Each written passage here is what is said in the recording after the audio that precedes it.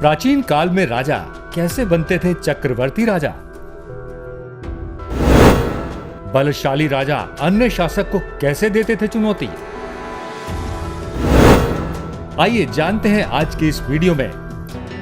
दोस्तों, प्राचीन काल के इतिहास में बड़े बड़े चक्रवर्ती राजाओं का उल्लेख मिलता है जिन्होंने अपनी ताकत का प्रदर्शन कर अपना लोहा मनवाया था। उनकी वीरता की गाथाएं सुनकर आज की पीढ़ी भी गर्व महसूस करती है। प्राचीन काल के शासकों द्वारा बड़े बड़े यज्ञ अनुष्ठान आयोजित किए जाते थे जिनका कोई ना कोई प्रायोजन होता था। ऐसे ही एक यज्ञ अश्वमेध यज्ञ का आयोजन किया जाता था जो कि प्राचीन कालीन यज्ञ का नाम है।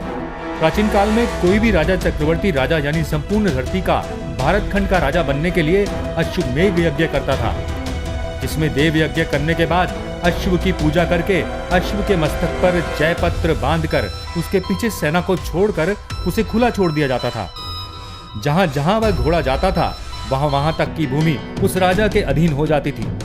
यदि किसी भूमि का अधिपति या राजा यज्ञ करता राजा की अधीनता स्वीकार नहीं करता था तो वह अश्व को बंदी बना लेता था। तब उस राजा के साथ अश्वमेध यज्ञ करने वाले राजा की सेना का युद्ध होता था। प्रायः यह यज्ञ वही राजा करता था जिसे अपनी शक्ति और विजय पर भरोसा होता था। अश्व को बंदी बनाने वाले को पराजित कर तथा घोड़े को छुड़ाकर अश्वमेध यज्ञ करता राजा की सेना आगे बढ़ जाती थी। कई जगहों पर उसे युद्ध का सामना करना पड़ता था और कई जगहों पर उस राज्य के राजा युद्ध किए बिना ही समर्पण कर देते थे। अश्वमेध यज्ञ को कुछ सिद्धांतों एवं राजनीतिक और कुछ विद्वान इसे आध्यात्मिक प्रयोग मानते हैं। कहा जाता है कि इसे वही सम्राट कर सकता था जिसका आधिपत्य अधिकतर नरेश मानते थे। आरंभ में यह यज्ञ जो नरेश जिस समाज से संबंध रखता था उस समाज की रीति के अनुसार करता था।